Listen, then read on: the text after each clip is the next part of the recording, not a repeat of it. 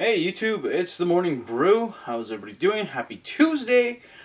And of course, if you follow us on Facebook, facebook.com/Geeky Castillo, you know today we are declaring Toy Tuesday, specifically Teenage Mutant Ninja Turtles toy line. Now that's something we planned out to be more generalized for the day, but then I figured, why not go specific? So basically the idea is go on Geeky Castillo's Facebook page and in the comments section for that particular post or on our wall, post a picture and tell us, is this a toy you wanted to have from the Ninja Turtles, a toy you did have and loved dearly, a toy you actually hated, or is it a toy you actually still wish you had or would like to add to your collection for the first time? Basically just share your emotional disturbance about the toys. We're geeks, we know we all have a little bit of something. Like for example, even though I had about 4 or 5 figures for the longest time, I actually only owned the original 4 when I was 14 and got them as a Christmas gift when the 4-pack came out on Target's toy releases. So I had the original 4-pack. I still have 3 of the 4. Raphael's the only one missing, and he's somewhere in the house. And Leonardo still has his swords. So yeah, I still have a few of my toys, and I still love having them. Would I like to have more of them? Yeah, there's a few of the new releases that they redid the original 4 in a more articulated, advanced-looking toy. They're about $15 a piece, so hence I don't know why I don't own them. But it would be nice to at one point own them, maybe trade some stuff for them. Oh. Anyways, Bedhead going crazy today again. It's an extremely hot day, and it's an extremely windy day in San Diego today. So if you hear a lot of weird noises coming from the background, that's my trees and bushes hitting the windows really bad because it's going crazy today. So cheers. I will say hot coffee is kind of a bad choice on a hot day. Anyways, other than that, geez, I don't know. Having not necessarily a brain fart this morning again, just really there's not much else going on that I want to talk about other than the news. In the news, of course, Star Wars Episode VII's cast has finally been revealed. And of course, the original trilogy's cast of Harrison Ford, Carrie Fisher, Mark Hamill, Peter Mayhew, and, oh gosh, Anthony Daniels and Kenny Baker will be joined by newcomers, and I'll have to read this, John Boyega, Daisy Ridley, Adam Driver, Oscar Isaac, Andy, oh god, my handwriting is terrible, Domhnall Gleeson, and Max von Sydow. So, I'm go on their IMDb page. I'm terrible at this. Anyways, the film's going to be set 30 years from the Return of the Jedi. And, of course, having the original cast come back is a big deal. Peter Mayhew especially, I love seeing him at Comic-Con and saying hello to him. Unfortunately, I never have money on me when I go see him to get an autograph. So this year, my goal is to get an autograph. Chewbacca is one of my favorite characters in the series. And I really would like to have his autograph. That would be fantastic. Anyways, no scheduled date yet for the movie. It is set for a possible 2015 release, but of course, J.J. Abrams is saying that no set schedule because in case of scheduling conflicts, they don't want the movie to be affected by it. Hence, no rushing, no pushing, no cuts, no butts, no coconuts, essentially. So, it'll be done when it's done, is essentially what he's saying. Everybody's schedule is different, and everybody needs to be allowed to pursue their projects. So, it sounds like they're going to give the fans what they want. A well-done, well-timed, well-crafted film. So, I'm excited. I have no opinions on the cast, per se, aside from being glad to see the original cast from the original trilogy come back. As far as the new actors involved, I have no opinion. I'll wait till I see it and, let's hope they don't pull an Anakin all over again. Speaking of old becoming new and being honored, William Shatner was honored by NASA this week. Basically given the... Oh, crap, I forgot to write what the award was. Basically, he was given NASA's highest honor for his support for the last 50 years.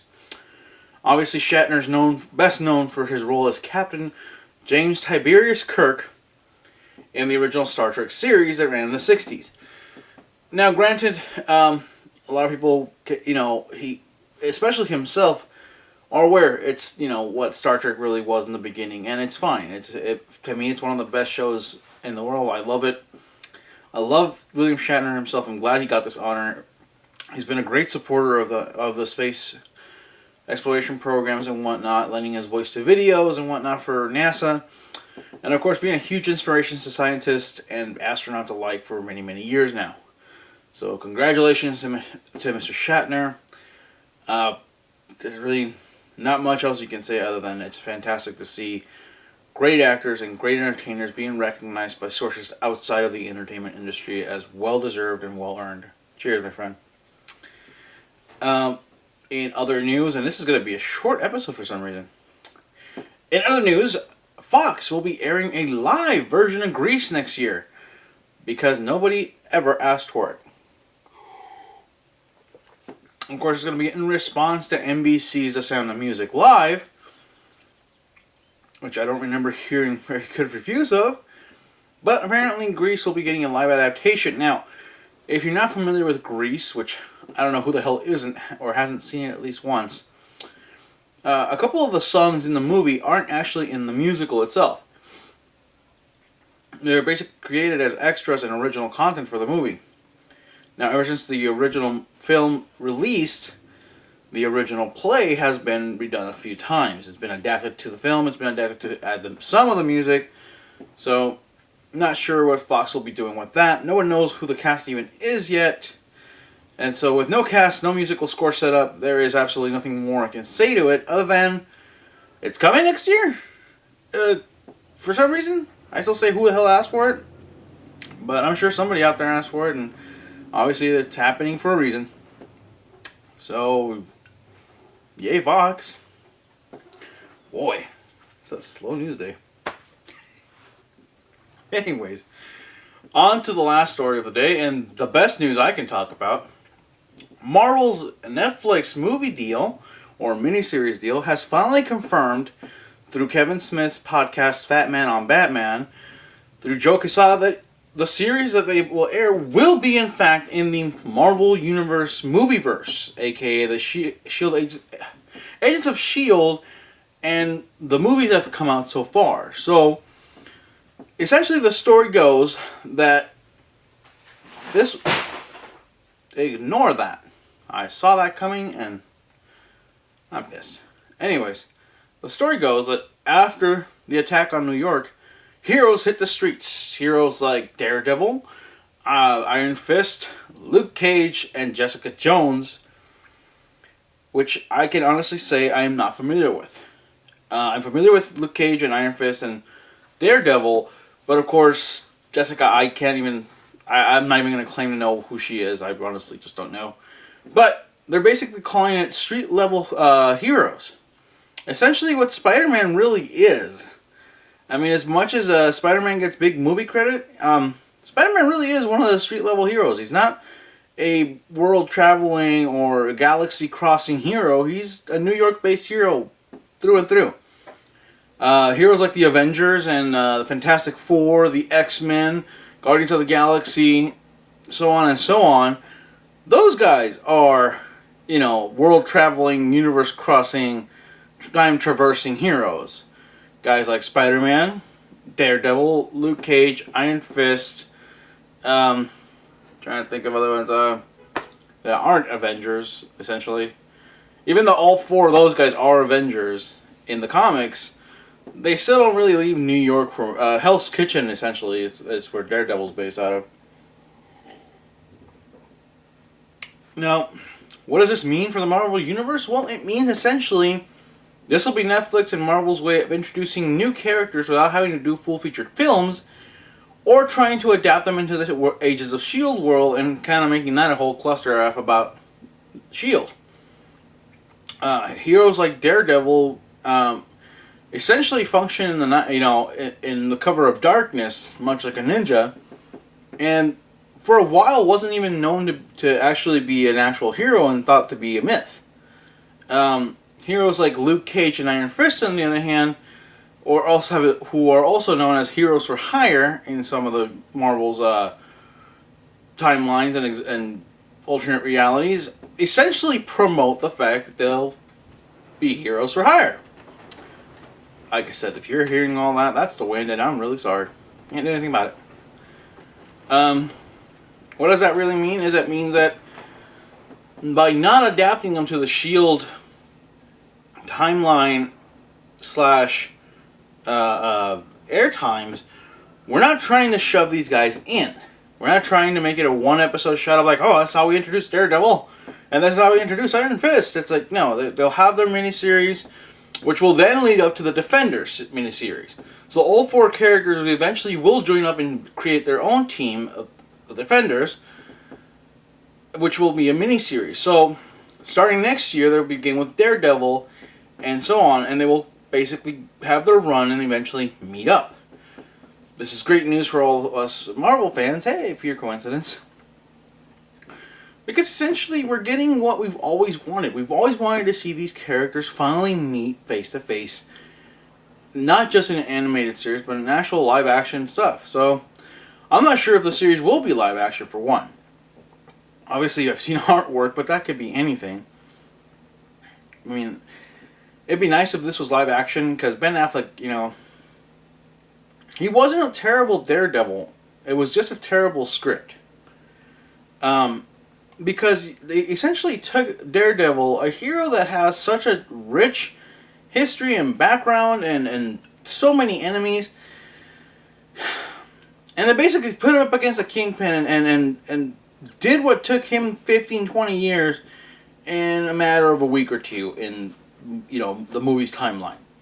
On top of that, they take one of the biggest events in Daredevil's history, Marvel's history really, when they kill off Elektra, which was a big, huge deal back in the day. I believe Frank Miller was the one that wrote that. And it was a big deal to kill off a character like her. And they do it in the movie, like, no big deal. She's dead, part of the story. And then they bring her back in the horrible sequel called Elektra. So, it's nice to see that possibly here we have Marvel, who owns the properties, who knows the characters, who doesn't trust anyone anymore to do this for them, aka Sony! To absolutely ruin their properties. Hopefully at some point Marvel can get the Fantastic Four, the Silver Surfer, and the Spider-Man universe back into their hands and in control, including the X-Men, so that we could finally have a proper universe going. But then how do you explain the X-Men events and the Marvel events without having to reboot the X-Men all over again and basically make up an entire, the mutant gene's been around forever, we just never noticed, including Tony Stark, who's a massive genius who detects everything. So, I don't know. Like I said, the universe has been planned till 2028 so far. And this is part of the plan. This saves us a lot of movie time, if you know what I mean. There's not going to be, have to wait until they do a Daredevil movie, or Luke Cage, or Iron Fist, or Jessica Jones, or Defenders. They're just going to go ahead and start making this stuff happen alongside Agents of S.H.I.E.L.D. and whatnot. So, like I said, these will be taking place after the attack on New York, which means after Avengers, and essentially right before Agents of S.H.I.E.L.D. starts. I'm assuming, or alongside. Hard to tell right now until we watch it. But I will say hope, that it is a live-action series, so that if they do cross over with the Agents of S.H.I.E.L.D. TV series, it won't be an awkward moment when you see Daredevil's costume and go, ooh, that's what they did with it? Ooh. Kind of like what everybody's bitching about The Flash and the Flash TV series and the costume being burgundy. I'll say it again. People, The Flash wears red, yes. The costume looks burgundy. We haven't seen post-production shots, post-production action sequences. So we don't know if that burgundy is going to be burgundy, or it was made burgundy in order to have a red flaring on top of it, camera-wise, or special effects-wise, so it looks a little bit brighter. Then again, think about it. If you're the Flash, and you're a guy who runs around fighting crime, do you really want to be a bright red target to everybody? Or do you want to still wear the red, but be a little bit darker so you kind of blend in? Kind of like Daredevil had to do it. Batman hasn't always worn black. Batman wore blue for a while, the gray. And yet, every single Batman movie he has had him basically all black, except except for that terrible Batman and Robin where they excuse me, that was weird. Batman and Robin movie where they had to cover up the nipples, and at the end they have him in a silverish midnight blue costume alongside Alicia Silverstone and what's his face? I can't remember his name. Excuse me. So that's it for the news this week. I did not expect to run through this so fast. Not too fast. 15 minutes in. So, I guess I'll add a little bit of Toy Tuesday. Please go ahead and like the GeekyCastillo.com Facebook page and visit GeekyCastillo.com. I would appreciate that as well. Leave comments, interact, all that good stuff. If you comment on these videos, I respond as soon as possible, and I engage in conversation if that's what you want. So, as per usual, thank you so much for tuning in. There's not much I can add today, other than it's a hot freaking day, and I would like to open my windows up. Whew, stop drinking this hot coffee for a minute. So, with that, please like, share, and subscribe, and the usual stuff. And, of course, like-minded individuals, you're all welcome to join in. If you have anything to add to the show or feedback, I'm always open to hear it. So, let me know what you all think. And I'll see you tomorrow or whenever I see you. But until then, enjoy your brew. Hey, everybody. Thanks for sticking around. Thanks for watching the end of the video. I really appreciate every minute you spend with me. So here's the other thing I need from you. I need you to click the subscribe button. I need you to click on those playlists down there. The Nerd Block. The Morning Brew playlist. Of course, Late Night Rants, which I know I haven't gotten around too much, but I will. I promise. And of course, hit me up on Facebook. Hit me up on Twitter. Hit up GeekyCastillo.com. I write some great articles and reviews. And I'm constantly trying to interact with you. That's all I'm asking for. A little click. A little tickle. Maybe get a pickle?